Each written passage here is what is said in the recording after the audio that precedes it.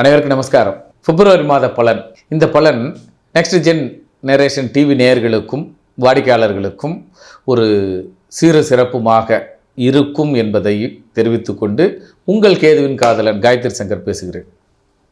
இப்போது முதல்ல இந்த பிப்ரவரி மாதம் கும்ப ராசிக்கு எப்படி இருக்குன்னு பார்ப்போம். இந்த கும்ப ராசிக்கு பிப்ரவரி மாதம் மாத இறுதியில் தான் உங்கள் எண்ணங்கள் அத்தனையும் ஈடேறும். இப்படி எடுத்துக்கங்க. கும்ப ராசி கடந்த கால நிகழ்வுகள், அதாவது உடனே பலன் அல்லது உடனே ஒரு நிகழ்ச்சி, சட்டென்று இன்சிடென்ட்.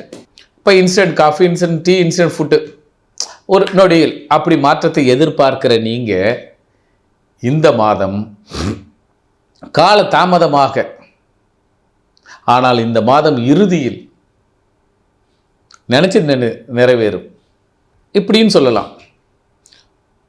ஒரு மாதம் 30 நாள்னு வச்சுங்களேன். இந்த 20 நாள் கோயில் குளத்துக்கு ஆன்மீகத்துக்கு சுற்றி வாங்க, கடைசி 10 நாள் ஜெயிச்சிருவீங்க. அப்படி நீங்கள் வெளியில் சுற்றி வர முடியலன்னா மனசுக்குள்ளே போட்டு பிசைஞ்சு நடக்குமா நடக்காதா, போகலாமா போகக்கூடாதா, ஏன் நடக்கலை, இப்படி மன வருத்தங்கள் இந்த கும்பராசிக்கு இருக்கும்.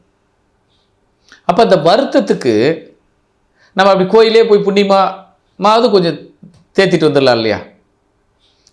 அல்லது நல்ல குருமார்கள் அல்லது பூர்வீகத்தில் சொந்த ஊர் கிராமத்துக்கு போனீங்கன்னா ஒரு 2 நாள் இருந்து 6 முறை நம்ம தெய்வத்தை எல்லாம் பார்த்துட்டு இப்படி வந்துடலாம். ஏனென்றால் கும்பத்திற்கு சட்டென்று எந்த பலனும் இப்பொழுது நடக்காது இந்த மாதம். ஆனால் மாத இறுதியில் கடைசி ஒரு 10 நாள் வச்சுங்களேன், சர்ன்னு வேகமாக நடந்துடும். அப்போது இந்த 20 நாள் மனம் பதைக்கிறது, மனம் கவலை கொள்கிறது, இப்படி இருக்கிறத விட அந்த 20 நாள் அதை எப்படி நம்ம ட்ராவல் பண்ணிக்கலாம்னா, சொந்த பந்தங்களை அல்லது நமக்கு பிடித்த குருமார்களை அல்லது பிடித்த கோயில்களை அல்லது தொலைதூர பயணத்திற்கு சென்று வாருங்கள்.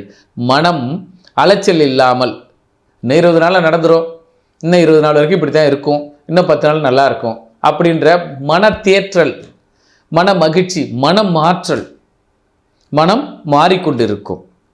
ஆக கும்பம் இந்த மாதம் உங்களுடைய கடைசி 10 நாட்களில்தான் உங்கள் எண்ணங்கள் ஈடேறும். அதுவரை பொறுமையுடன் இருங்கள் அல்லது தெய்வத்தையோ குருமார்களையோ வணங்கி வாருங்கள். அந்த மனம் சலனம் இல்லாமல், சபலம் இல்லாமல், மன அலைச்சல் இல்லாமல், உளைச்சல் இல்லாமல் இருக்கும்.